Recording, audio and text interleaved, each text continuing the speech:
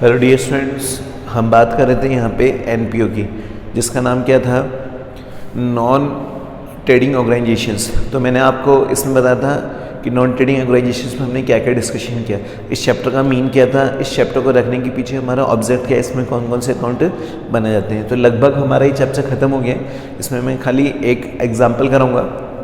तो देखो, मेन मैंने आपको बताया था कि नॉन ट्रेडिंग का मतलब ऐसी ऑर्गेनाइजेशन जो व्यापार करने के पर्पज से नहीं बनाई जाती, और जो ऑर्गेनाइजेशंस व्यापार करने के पर्पज से नहीं बनाते, उस ऑर्गेनाइजेशन का मेन मोटिव कभी भी प्रॉफिट अर्न करना नहीं होता है। इनका मेन मोटिव क्या होता है, समाज का कल्याण करना। समाज का कल्याण का मतलब एक तरीके से ये पब्लिक वेलफेयर, मतलब जो पब्लिक जो होती है, सोसाइटीज़ होती है, उसके कल्याण के लिए बनाई जाती है, जो कि प्रॉफिट कमाने के पर्पज से नहीं होती। जैसे हम बात करें एसएमएस हॉस्पिटल, गवर्नमेंट स्कूल्स, या जितने भी क्लब्स होते हैं या सोसाइटीज़ होती हैं, जिनका मेन मोटिव क्या होता है। आज मान लो हम गवर्नमेंट स्कूल में पढ़ रहे हैं, तो गवर्नमेंट स्कूल का मेन मोटिव थोड़ी कि बच्चों से ज़्यादा फीस हटे, जबकि गवर्नमेंट स्कूल्स वाले क्या करते हैं कि फ्री एजुकेशंस दे रहे हैं, खाने का भी दे रहे हैं, किताबें भी दे रहे हैं। तो मेन चीज़ क्या होती है, इनका मोटिव है कि हर बच्चा एजुकेटेड हो। तो ये ऑर्गेनाइजेशंस कभी भी प्रॉफिट कमाने के पर्पज से नहीं बनती। फिर भी हम इस ऑर्गेनाइजेशंस की क्या पढ़ रहे हैं, अकाउंटिंग। बताया था मैंने कि इस ऑर्गेनाइजेशन की हम अकाउंटिंग क्यों कर रहे हैं, क्योंकि अब ये ऑर्गेनाइजेशंस ऐसी होती हैं जिनको चलाने के लिए मनी की तो आवश्यकता पड़ेगी, क्योंकि बिना पैसे के तो बिजनेस चल नहीं सकता। भाई आज मान लो इसको हम बिजनेस तो नहीं बोल रहे, लेकिन फिर भी जब ये कल्याण का काम करेगी, आज मान लो गवर्नमेंट स्कूल्स हैं तो टीचर को सैलरी तो देनी पड़ती है, तो टीचर को सैलरी देनी पड़ती है, तो गवर्नमेंट के पास पैसे कहाँ से आते हैं। तो इनका जो मेन इनकम होती है वो सब्सक्रिप्शन से होती है, चंदा, डोनेशंस, चंदे से भी होती है, डोनेशंस भी होती है, कुछ फंड भी मिलते हैं। तो इस तरह क्या होता है, इस ऑर्गेनाइजेशंस में ग्रोथ आती है। तो हमने क्या पढ़ा था, ये ऑर्गेनाइजेशंस भी क्या करती हैं, जो हमारी प्रॉफिट बिजनेस होते हैं उनकी तरह वर्ष के अंत में फाइनल अकाउंट्स या फाइनेंशियल स्टेटमेंट रखती है। और मैंने आपको बताया था इसमें 3 तरह के फाइनेंशियल स्टेटमेंट होते हैं, income and expenditure account, received payments और बैलेंस शीट। तो इनकम एंड एक्सपेंडिचर और रिसीव्ड पेमेंट, इनको पढ़ने से पहले हमने कुछ डिस्कशन किए थे कि इनकम एंड एक्सपेंडिचर जो अकाउंट होता है वो तो हमारा एक्रूड बेसिस पे होता है, लेकिन जो रिसीव्ड पेमेंट होता है कैश बेसिस पे होता है। फिर हमने पढ़ी थी बैलेंस शीट, इसमें 2 तरह की बैलेंस शीट बनाते हैं, ओपनिंग और क्लोजिंग। तो मतलब opening balance sheet capital fund के लिए बनाते हैं, और जो क्लोजिंग बैलेंस शीट्स होती है वो financial position at the end बताती है कि उस ऑर्गेनाइजेशंस जिसकी हम बैलेंस शीट बना रहे हैं, तो ईयर एंड में उनके पास कितनी तो असेट्स है और कितनी लायबिलिटी आ रही है। तो उसमें जो कैपिटल फंड आएगा उसमें प्लस करेंगे, सरप्लस या डिफेक्ट, उसके बाद जो भी अदर ट्रीटमेंट है उसको प्लस माइनस करके लायबिलिटीज और असेट साइड का क्या लगाएंगे, टोटल लगाएंगे। आगे बात समझ में आ गई बेटा। फिर उसके बाद हमने कुछ कॉन्सेप्ट्स पढ़े थे कि मैंने आपको बताया था कि यहाँ पर 3 तरह के कॉन्सेप्ट्स हैं कि जब हमारे पास रिसीव्ड पेमेंट हो उसकी सहायता से इनकम एंड एक्सपेंडिचर कैसे बनाना है, जब रिसीव्ड पेमेंट और इनकम एंड एक्सपेंडिचर हो तो उसकी सहायता से बैलेंस शीट कैसे बनानी है। फिर हमने बात की थी कि जब हमारे पास इनकम एंड एक्सपेंडिचर है उनकी सहायता से रिसीव्ड एंड पेमेंट अकाउंट हम कैसे बनाएंगे। तो इस तरह हमने टोटल 3 कॉन्सेप्ट्स पढ़े थे। कितने कॉन्सेप्ट्स, 3। फिर उससे रिलेटेड हमने कुछ आइटम देखे कि कौन से आइटम को हमें रेवेन्यू नेचर का माना है और कौन से आइटम को हमें कैपिटल नेचर का माना है। रेवेन्यू मैंने बताया था कि कई बार बिजनेस में कुछ ऐसे एक्सपेंसेस या ऐसी इनकम होती है जिनका बेनिफिट हमें 1 साल में ही मिलता है, तो उसको तो हम बोलते हैं रेवेन्यू नेचर। और कुछ एक्सपेंसेस या कुछ इनकम ऐसी होती है जिनका बेनिफिट हमें आने वाले कई सालों तक मिलता है, जो होते तो 1 ही साल में, लेकिन हम उसका यूटिलाइजेशन मोर देन 1 ईयर कर सकते हैं। वो हमारी कौन सी होती है, कैपिटल नेचर। जैसे मान लो मैंने बिल्डिंग परचेस की, तो ये कैपिटल नेचर का एक्सपेंसेस है, क्योंकि आज हमने बिल्डिंग जब परचेस की तो इसका बेनिफिट आने वाले हमें 10 साल तक मिलेगा। तो ये हमारी कौन सी एक्सपेंसेस कहलाएगा, कैपिटल नेचर के एक्सपेंसेस कहलाएंगे। आ रही बात समझ में आ रही है। अब जैसे रिवेन्यू हो गया, रेंट तो हम हर साल ही पे करेंगे, हर महीने पे करेंगे, तो उसका बेनिफिट तो 1 महीने में मिलेगा ना। जैसे आज इस महीने रेंट पे किया तो इस महीने मिलेगा, जबकि मैंने बिल्डिंग खरीदी है, तो बिल्डिंग जब खरीदी तो 10 साल तक, हम 15 साल तक जब तक बिल्डिंग की लाइफ है तब तक हम उसका क्या कर सकते हैं, यूटिलाइजेशन कर सकते हैं। आ रही बात समझ में। तो ये बहुत सारे कॉन्सेप्ट हमने इस चैप्टर में पढ़े थे। फिर मैंने आपको बताया भी था कि कुछ स्पेशल टॉपिक होते हैं, कुछ स्पेशल टॉपिक्स होते हैं। जैसे अपने बात की थी एंट्रेंस फीस की,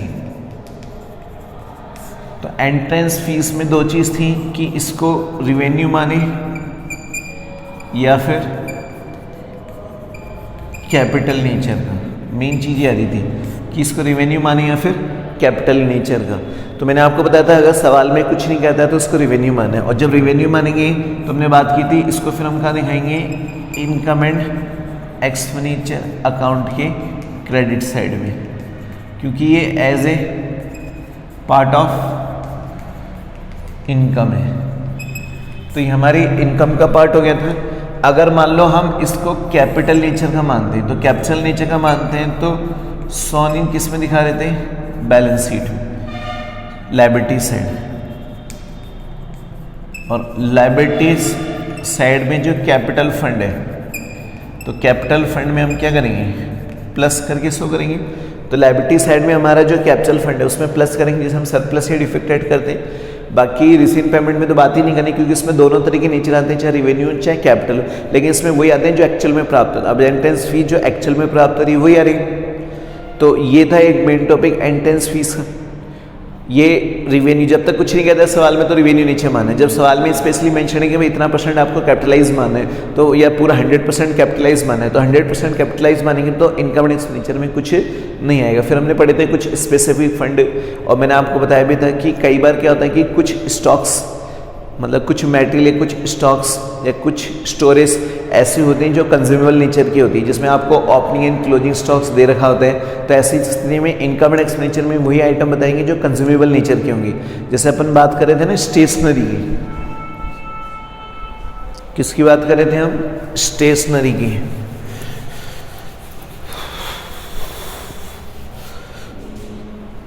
तो देखो हम बात कर रहे थे यहाँ पे स्टेशनरी की। तो स्टेशनरी हमारी कंज्यूमेबल नेचर की, ये कब आएगी, जब when opening and closing balance are given. तो जब हमारे पास ओपनिंग एंड क्लोजिंग बैलेंस दे रखा होगा तो वो कंज्यूमेबल नेचर की होगी। कौन सी नेचर की, कंज्यूमेबल नेचर की। जैसे मैंने आपको बताया था कि जैसे रिसीन पेमेंट है, तो रिसीन जो पेमेंट है, तो रिसीन पेमेंट अकाउंट में तो ओनली क्या करेंगे, वो पेड दिखाएंगे जो डूइंग द ईयर हो रहा था, डूइंग द ईयर, कि वो पेड दिखाएंगे जो कि वर्ष के दौरान हो रहा था। तो जब वर्ष के दौरान हो रहा था वो दिखाएंगे, लेकिन हम यहाँ पे बात करें कंज्यूमेबल नेचर की, मतलब कितना कंज्यूम्ड हो रहा है, मतलब उसका जो नेचर है कि भाई उसमें तो ओनली वही दिखा रहे हैं जो डूइंग द ईयर था। तो ओनली हमने क्या लिखा, पेड डूइंग द ईयर। लेकिन यहाँ पे हम बात करते हैं इनकम एंड एक्सपेंडिचर की। तो इनकम एंड एक्सपेंडिचर में क्या होता है कि भैया आपके पास ओपनिंग में कितनी थी, फिर हमने इसमें क्या ऐड किया था, परचेज, कि इस साल इतनी परचेज करें और माइनस क्या करेंगे, क्लोजिंग। तो जैसे ही ओपनिंग में परचेज ऐड करेंगे माइनस क्लोजिंग करेंगे, तो हम बोलेंगे कि हमने इस साल इतनी क्या की, कंज्यूम की। तो ये हमारे कौन से नेचर की आ जाएगी, कंज्यूमेबल नेचर की हो जाएगी। कौन सा नेचर, कंज्यूमेबल, कि भाई आपने कितनी का कंज्यूम किया। तो ऐसे बहुत सारी सिचुएशंस हैं जो अपन को फोकस करना है। ठीक है, तो मैं एक एग्जांपल कराऊंगा चौथा।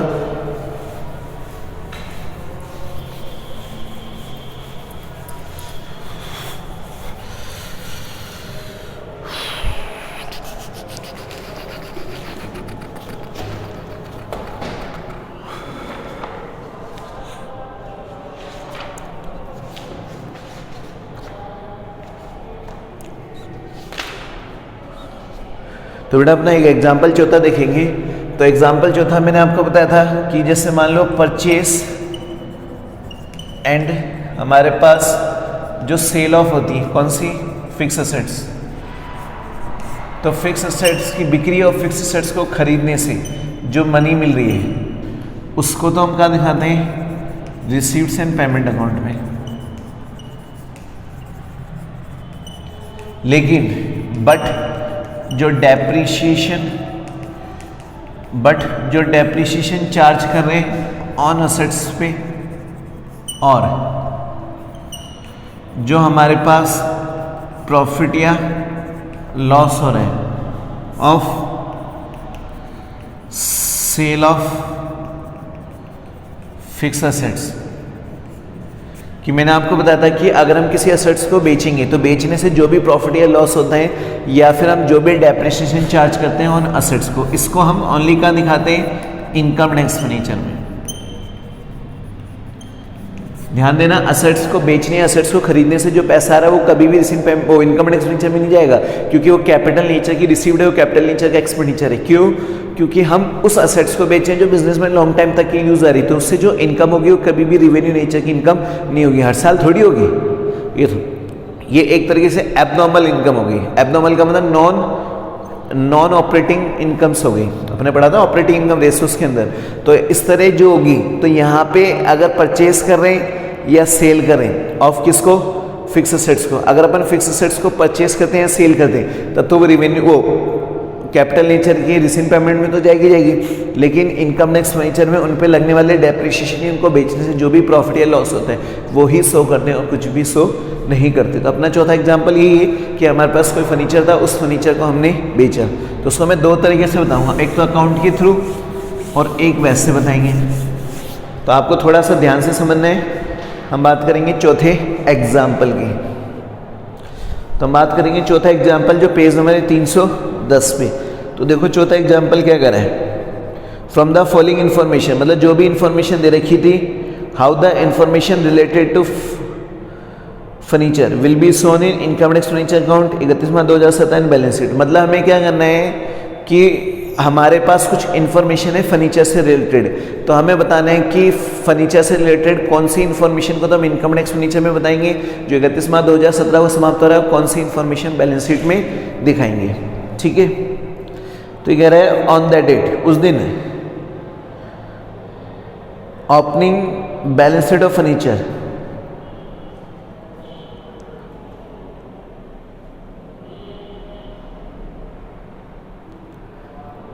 अच्छा ये अंग्रेजी में गलत छप गया, ये 10,000 नहीं है 1 लाख है। तो अब देखो सवाल में क्या कह रहे हैं कि opening balance sheet, opening balance of furniture. तो ओपनिंग बैलेंस का मतलब 1/4/2016, 1/4/2016 जो फर्नीचर कितने का था, 1 लाख का। मतलब एक तरीके से इसकी कौन सी वैल्यू हो गई, बुक वैल्यू हो गई, कि हमारे पास ओपनिंग में जो फर्नीचर था वो कितने लाख का था बेटा, 1 लाख रुपए का। 1/4/2016 को ओपनिंग फर्नीचर कितने का था, 1 लाख का। फिर डूइंग द ईयर ऑन 31/12/2016 को 20,000 जिसकी बुक वैल्यू थी ओपनिंग में, और फर्नीचर वर सोल्ड फॉर 18,000। कब बेचा है, 31/12। अब इसमें कह रहा है कि हमारे पास ओपनिंग में 1 लाख रुपए का फर्नीचर था, इसमें से अब हम क्या करें कि डूइंग द